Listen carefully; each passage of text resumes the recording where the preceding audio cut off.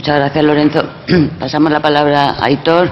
Actualmente es economista en el Servicio de Estudio del Banco de España, en el Departamento de Coyuntura y Previsión Económica, y entonces, bueno, él está especializado en temas relacionados con mercado laboral.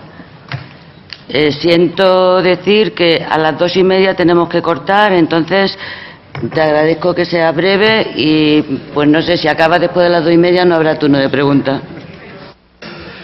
Bueno, buenos días a todos. Me toca la desagradable tarea de ser el último de la mañana, yendo tarde y cuando todo el mundo está pensando en el filete que se va a comer, ¿no?, a las 2:30. Entonces, intentaré ser lo más breve posible. Primero de todo, agradecer al Instituto que nos tuviera en consideración de introducirnos en este proyecto tan interesante.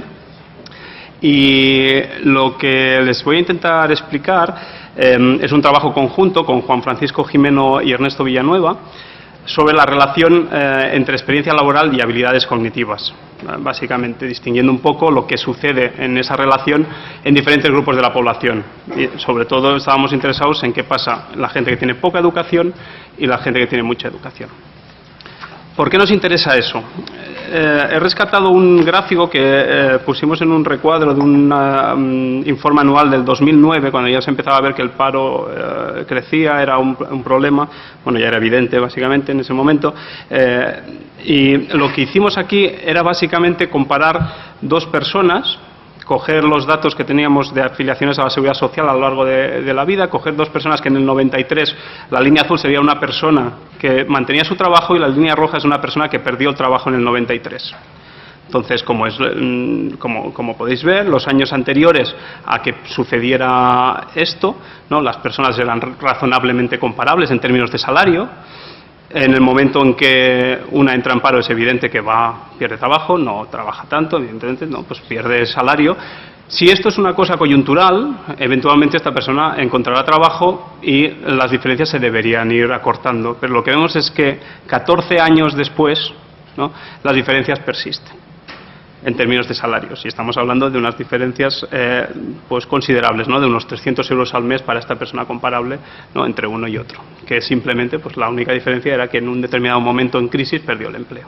Entonces, esto nos hace pensar que hay algo estructural a la hora de perder algún año de empleo, de estar en el paro, ¿no?, que hace diferentes a estas dos personas, ¿no? Y tecnológicamente vamos a decir que la persona que ha estado en paro ha perdido algún tipo de capacidad respecto a la otra, porque si no, no se mantendrían estas diferencias. El problema de los salarios sabemos que no solo son un reflejo de la productividad inherente de una persona, sino que hay muchas otras cuestiones que afectan a los salarios, ¿no? Entonces, esto es lo bueno del PIAC.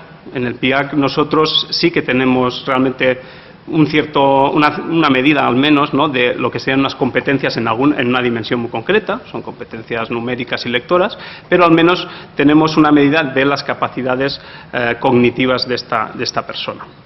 Y encima, cuando lo hemos mirado un poco, pues si esta medida correlacionaba con salarios, vemos que sí, que las personas que tienen tanto un test numérico mejor como un test lector mejor, unos mejores resultados en los dos tests, lo que tienen son mayores salarios, ¿vale? Y esto se ve en todo el rango de la distribución de resultados del test. Entonces, bueno, tenemos esta medida, será imperfecta, pero al menos parece que correlaciona con lo que queremos, ¿no?, y teóricamente debería reflejar algo como la capacidad cognitiva de las personas. Entonces, ¿por qué teóricamente deberíamos pensar que la experiencia afecta a nuestra capacidad cognitiva? A lo largo de toda la mañana he estado oyendo que siempre estamos hablando un poco de formación a lo largo de la vida, ¿no? Y yo creo que en la mente de todos, por lo menos en la mía, eso significa como entrar en algún tipo de curso, en una educación formal o informal, pero en algún tipo de curso que dedica una parte de horas igual a trabajar, pero también a realizar algún tipo de curso. Nosotros aquí nos abstraemos de esa idea y básicamente lo que estamos intentando ver es si hay algún tipo de mecanismo en el propio trabajo que aumente la capacidad cognitiva de estas personas. O sea, todo el mundo en su trabajo hace ciertas habilidades, tiene que hacer ciertas tareas que seguramente van a repercutir en una mejora de sus capacidades cognitivas, ¿no? Este es el mecanismo por el cual el cual intentamos identificar, ¿vale? Por tanto, una persona que trabaje más años va a tener una posibilidad de mejorar más en sus habilidades cognitivas mientras va trabajando. Una persona desempleada, bueno, seguramente aprendió mucho mientras estuvo empleado, pero estas cosas desgraciadamente se olvidan, ¿no? Y ya cuando te tienes que reenganchar a otro trabajo, pues tienes que volver a empezar, ¿no? Y tienes que recuperar lo perdido. Entonces, de alguna manera, estos dos mecanismos, tanto por la parte de la persona que sigue trabajando como por la parte de la persona que está en paro, hacen que cuando comparemos a estas dos personas, el primero, el empleado, tenga una capacidad cognitiva mayor. Es decir, evidentemente, la acumulación de capacidad cognitiva se ve afectada por muchas otras cosas. Por la educación, la genética inherente a cada persona, las experiencias que ha tenido a lo largo de su vida, la familia, el entorno socioeconómico en el que vive, e incluso pues lo que habían comentado algunos otros autores, ¿no? Las habilidades no cognitivas, la motivación, ¿no? la capacidad de esforzarse, ¿no? Para mejorar. Entonces, todas estas cosas, de alguna manera, en nuestro estudio las vamos a tener que tener en cuenta. Ese sería básicamente el resultado, yo creo, básico que les quería mostrar. Aquí estamos, de alguna manera, cogiendo a personas con diferentes grados de experiencia laboral y con diferentes niveles educativos, ¿no? Si miramos si miran el gráfico de su izquierda, ¿no? Serían los hombres, ¿no? La derecha son las mujeres, y lo que vemos básicamente es que la línea azul son las personas con educación baja, serían las personas que como máximo han alcanzado un grado obligatorio. El verde sería una educación secundaria no obligatoria o un primer grado de FP, y el rojo sería universidad, ¿no? Una educación terciaria, vamos a decir, universidad y un FP avanzado, ¿no? Entonces, lo que vemos básicamente, y nos sorprendió a primera vista, fue que las únicas personas que parecen mejorar realmente con la experiencia, su test numérico, son las personas de poca educación, las personas con una educación más baja, mientras que nuestros universitarios no parecían que realmente el haber trabajado a lo largo de su vida durante más años o menos no hacía excesiva diferencia. Esto nos sorprendió porque normalmente en la literatura económica, cuando haces este tipo de cosas para salarios, no ves este tipo de gráficos, sino que los salarios normalmente con la experiencia aumentan mucho más para la gente más educada, y normalmente la gente suele decir que esto es, sí, hombre, claro, el educado está en un sitio donde va a aprender más, ¿no? Y su capacidad, o sea, tiene una complementariedad básicamente, ¿no? Con otras personas que también están en ese puesto de trabajo, y va a aumentar mucho más su capacidad cognitiva. Aquí realmente que tenemos una medida de capacidad cognitiva, no lo vemos. Puede ser también que el test, ¿no? Como decía Julio, es tan básico que los universitarios realmente ya lo habían superado, entonces realmente no ganan nada, también podría ser. Pero simplemente ahora mismo, ¿no? Pues lo que observamos es que por lo menos para los de educación obligatoria como máximo, sí que el trabajar algún año más les está aportando algo. Esto no es único del test numérico. Bueno, la otra cosa que quería comentar es que para mujeres no observamos eso. Eso también es otra cosa interesante, ¿no? Vamos a decir que para las mujeres el perfil creciente existe, pero es menor. Después haré un comentario sobre la diferencia entre hombres y mujeres.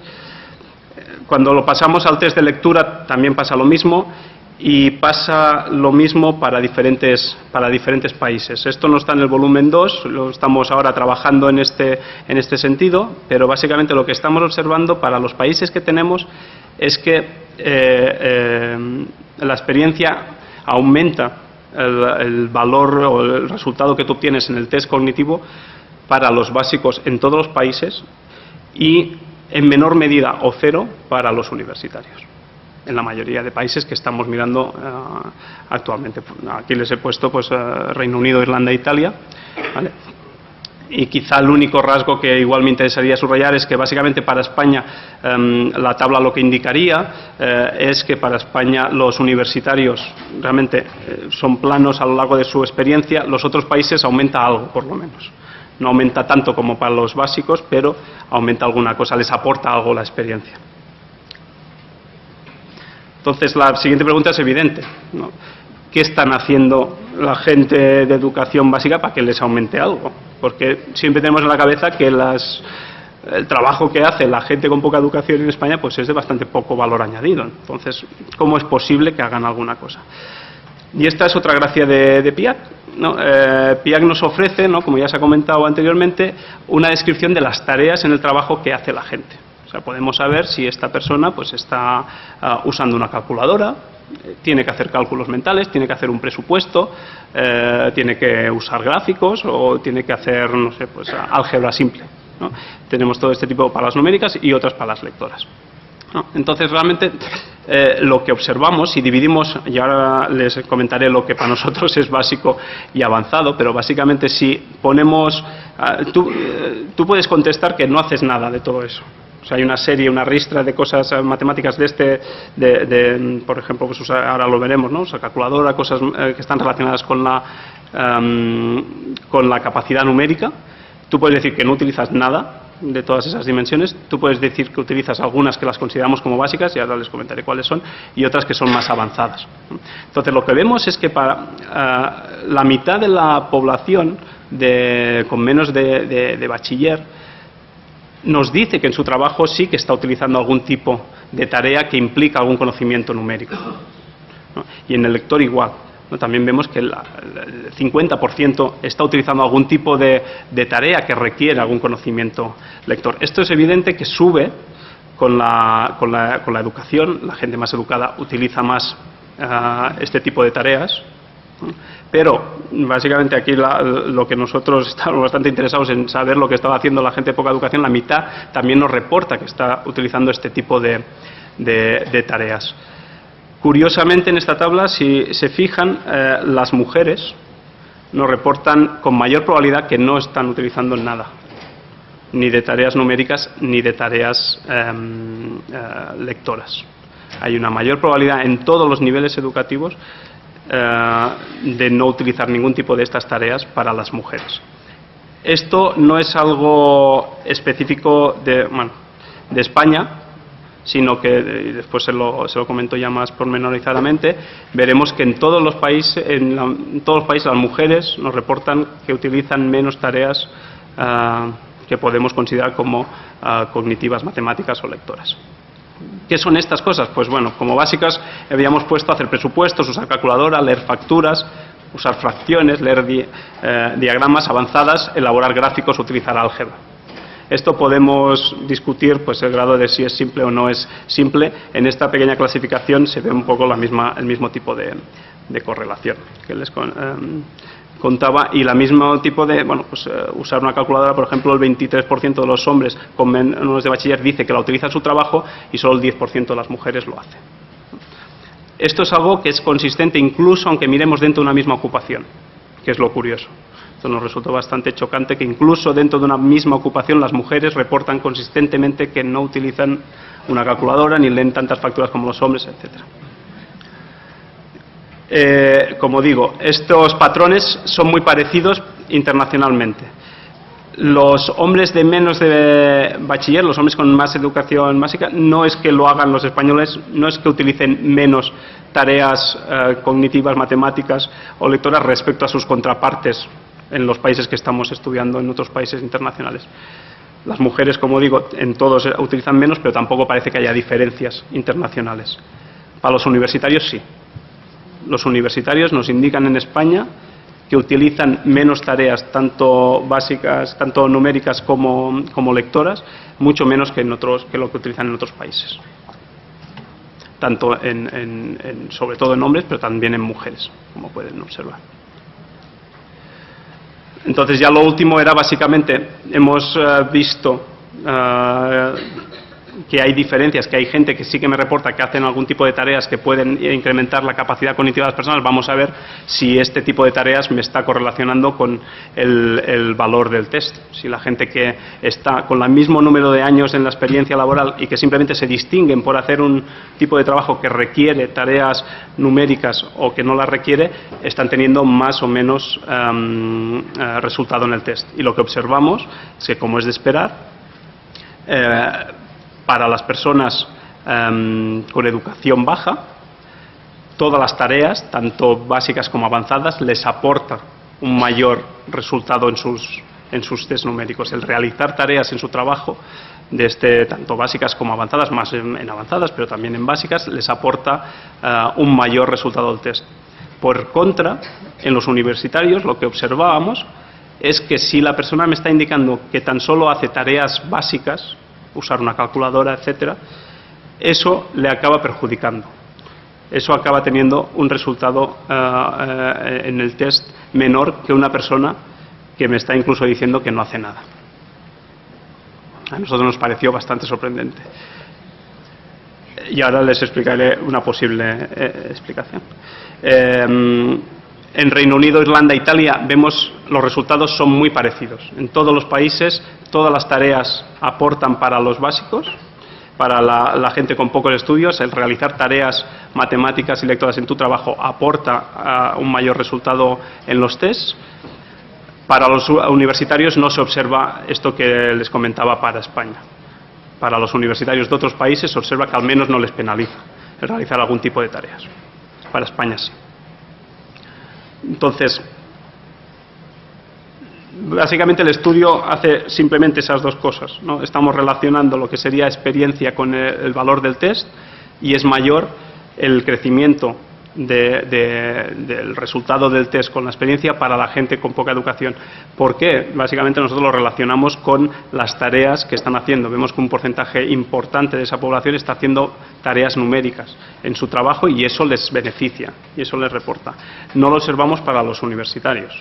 No observamos ese tipo, puede ser porque no haya, el test no dé para más, no esté capturando pues capacidades más allá de unas capacidades básicas, pero la experiencia internacional también nos daría otra explicación, que sería simplemente pues que los universitarios españoles, hay muchos, algunos igual no deberían estar ahí, están sobrecualificados en sus puestos de trabajo, ¿no? Y no ganan nada de estar en un puesto de trabajo que realmente pues no les está dando nada y si acaso les está perjudicando, ¿no? En su capacidad numérica que tenían en el momento en que salieron de la universidad.